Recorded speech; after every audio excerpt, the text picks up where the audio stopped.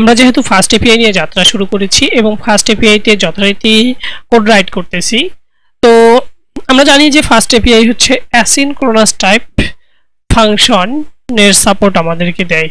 তো আমাদের মনে একটা প্রশ্ন আসতে পারে যে what is asynchronous, what's the advantages of asynchronous. তো আজকে আমরা আলোচনা করব মূলত পক্ষে যে অ্যাসিনক্রোনাস বিষয়টা কি এবং অ্যাসিনক্রোনাসের সুবিধাগুলো কি কি। তো প্রথমে জেনে নেই অ্যাসিনক্রোনাস বিষয়টা কি। তো এর জন্য আমরা একটু যদি ব্রাউজ করি, অ্যাসিনক্রোনাস জানতে গেলে প্রথমেই আমাদের জানতে হবে সিনক্রোনাস। সিনক্রোনাস মানে হচ্ছে একটার পরে একটা।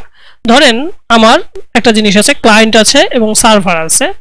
তো আমি যখন ক্লায়েন্ট থেকে সার্ভারে রিকোয়েস্ট করব, সার্ভার আমাকে যে রেসপন্স দেবে সেই রেসপন্সের উপর ডিপেন্ড করে ক্লায়েন্ট সাইডে কাজ হবে, সেটা হচ্ছে সিনক্রোনাস। আর অ্যাসিনক্রোনাস হচ্ছে কি, ক্লায়েন্ট সার্ভারকে রিকোয়েস্ট পাঠাচ্ছে, সার্ভার রেসপন্স দেওয়ার জন্য একটা সময় নিচ্ছে, ও নিজের কাছে প্রসেস করতেছে, তারপর হচ্ছে সে ক্লায়েন্ট সাইডে রেসপন্স পাঠাচ্ছে। কিন্তু এই যে রিকোয়েস্ট দেওয়া এবং রেসপন্স আসা, এই দুটোর মধ্যে যে ইন্টারভাল টাইমটা রয়েছে, সেই টাইমেও ক্লায়েন্ট চাইলে যে কোনো কাজ করতে পারে, এটাই হচ্ছে অ্যাসিনক্রোনাস।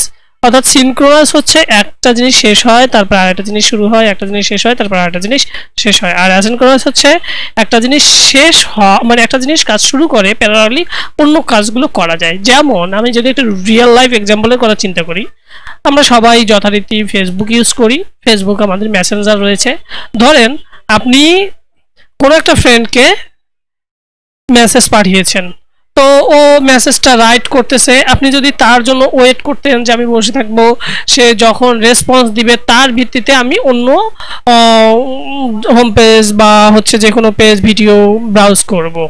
তো এই যে তার জন্য আপনি বসে আছেন, সে কতক্ষণ আপনাকে মেসেজের রিপ্লাই দিবে তার ভিত্তিতে আপনি অন্য কোনো কিছু ব্রাউজ করা। তো এই যে এক ওয়েতে আপনি যাচ্ছেন, তার জন্য বসে থাকতেছেন। তো বাট ফেসবুক তা না, ফেসবুকে আপনি ধরেন আপনার ফ্রেন্ডকে মেসেজ পাঠিয়েছেন, ও মেসেজ রাইট করতেছে, ইন দ্য মিন টাইম হচ্ছে আপনি কোনো একটা ভিডিও দেখতেছেন বা কোনো কিছু ব্রাউজ করতেছেন বা আপনার যে যা করতে চাই তাই করতে যাচ্ছেন।